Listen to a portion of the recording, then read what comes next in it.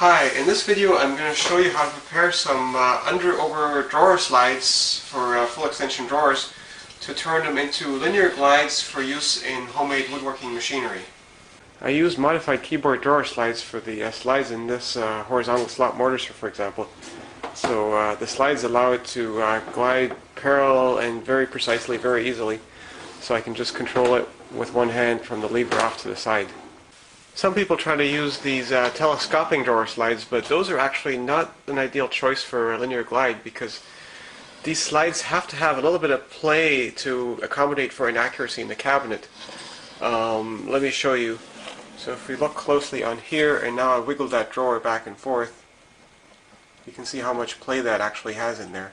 That's by design, because otherwise the drawer could get very tight if it was just a little bit off.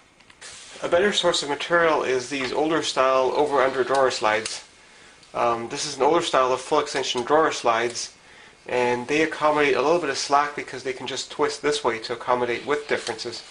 So they don't need to have as much play built into the mechanism. Another slide that can be useful is this sort of keyboard drawer slide. These can be harder to get. You have to order them from a specialty place like Lee Valley or Rockler. But a keyboard drawer slide you can get at the Home Depot. These ones also don't have to have a lot of play in them because these brackets actually, the thing can just twist back and forth. So to start with, I have to take this thing apart, and it won't actually slide all the way apart because there's a stop on the end. So the first thing I'm going to do is I'm going to cut this off with an angle grinder.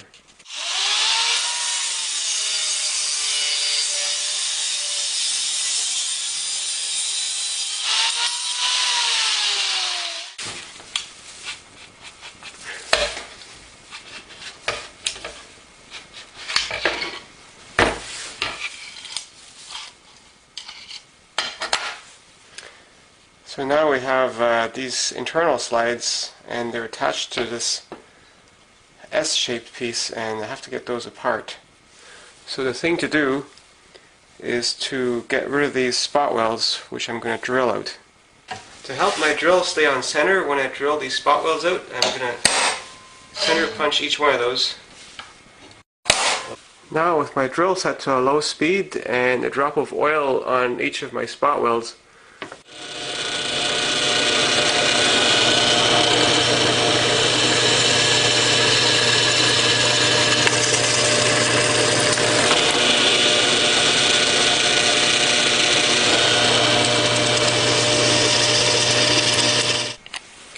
now if my holes were big enough and exactly on the spot welds, these should come apart.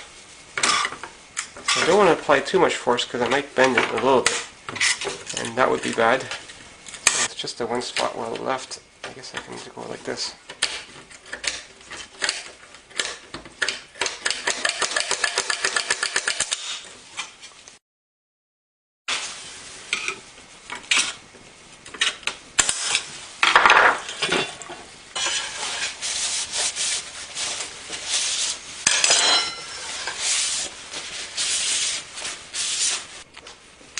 Now, taking the longer of these two tracks, I could just slip this one in here and call it done. But I actually want a little bit more support. So I want to put more ball cages in there. There's also these two stops here which prevent the ball cage from getting out of the rail. So I'm going to grind these flat so I can put the ball cage from this one in here, so I have a much longer track of balls.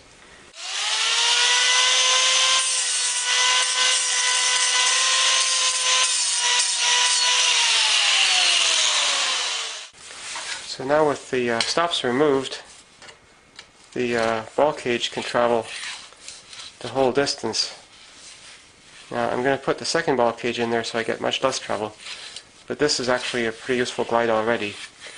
Now one of the things about this glide though is it's got a little bit of play towards this end. You can hear it wiggle. And I want to tighten that up a little bit. So the first thing I need to do is get rid of that long ball cage so I can work on that a little bit. So you'll probably end up doing this by accident. Always be careful to catch all the little balls.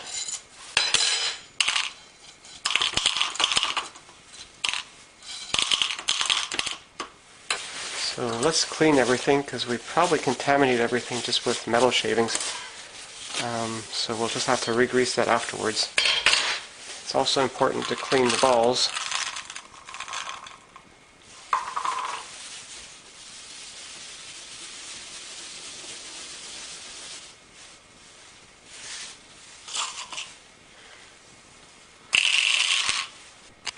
So now I'm installing the short ball cage, and this is a really tricky bit. The procedure that works for me is to put the balls in on the top side and let gravity hold them, and then slide them in one at a time on the bottom side. It's really fiddly work. Now I'm not even going to put all the balls in this one because I only want a short distance with balls in it. And put this in here. So now I can slide this along and figure out where it's loose and where it's tight. So for instance, right here it's loose, and here it's tight, tight, tight. So it seems to be loose primarily on this end, so I need to tighten up this end. So now what I'm going to do is I'm going to use my vise to squeeze this side so it becomes tight. And this is where I have to be really, really careful.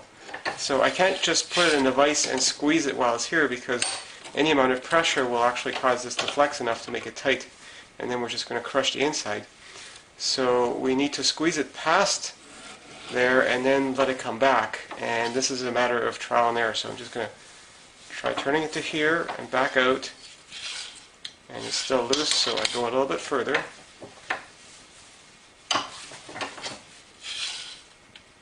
And it's still loose, so go a bit further.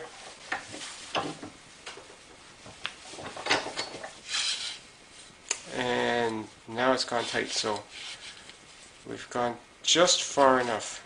And it's still a little bit loose in here, so let's apply the same procedure right here.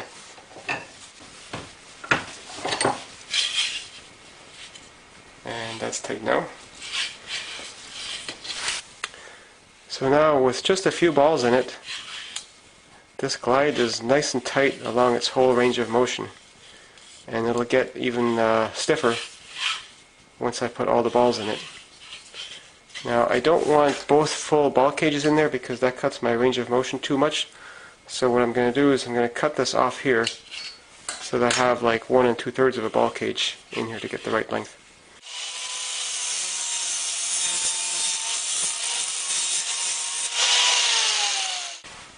So now I'm going to mount these tracks. Now the catch with a track like this is the screws have to come in from the other side, so when the track is put together you can't really put the screw into it. So I've taken my tracks apart again and I've drilled mounting holes in them. So I've got this one screwed down already, and this one I'm going to set this one to be exactly parallel by using these two spacers to get the distances just right. Now the spacers hook up on only the right edges, and the reason I'm doing that is when I then need to mount these sliders, which are a different width, I can hook these in the same way and I will get exactly the same spacing because it's always right edge to right edge. So now I'm ready for a test fit. I've tightened these down and made sure these two are exactly parallel, and then the remaining side I've inserted the ball cages and I loosened the screws on these so that these will adapt to these ones exactly here. And the other thing is these tracks have a stop for the ball cage here, which prevents it from going out this side, both of these. And then on here I've got stops this way, so now I'm going to insert this from this side and I'm going to push it as far as it'll go so that the ball cages are going to be trapped between those two things and forced in the same place. So let's give that a shot.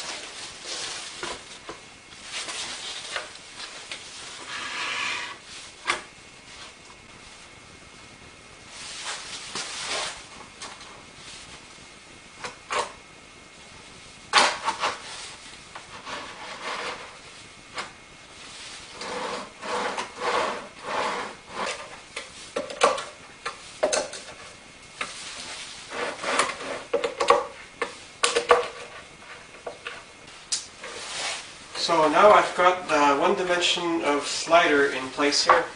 For the slot mortising machine, I would put another set of sliders to go in the opposite direction on top of that. For the machine I'm building here, I don't need to do this. It's only got one direction of motion.